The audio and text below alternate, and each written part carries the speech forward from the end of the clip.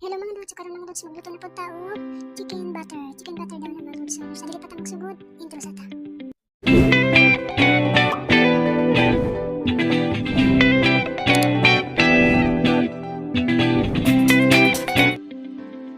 Hello mga lods, magluto ta karon og fresh chicken butter daw ni mga lods. So, iwang na to cubes mga lods. Unya, i-marinate na to kaning nasa screen mga lods. 1 hour later.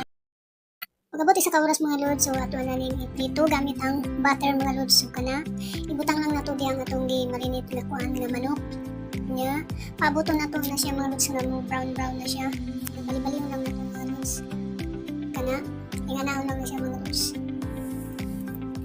So pagkahumana na lods, pag ma-brown na siya, ipadaplin sa nato mga lods. Nya, kuman magisa din tawag bombay, ahos. Nya, tangan na to kamatis ug asal mga lods. Kana o kayo lang nato, kaman butangan na to og tomato paste.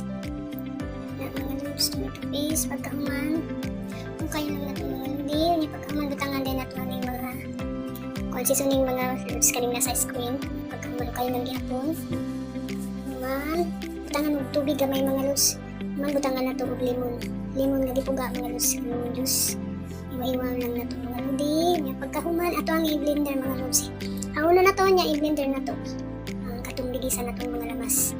So pagkahuman mga lods, iyabo na to sa karahay. Nya, pabuton na tong, takang na tong mga lods, pabuton ng bupal. Pag human, ibutang na to, dayon tong atong ipa-brown na manok. Kayo lang na tong mga lodi. Na pagkataw-taw, butangan na to tubig.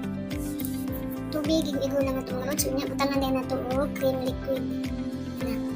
So, nabutang ko ang mga lods ng sukal gamay. Nalamig po siya.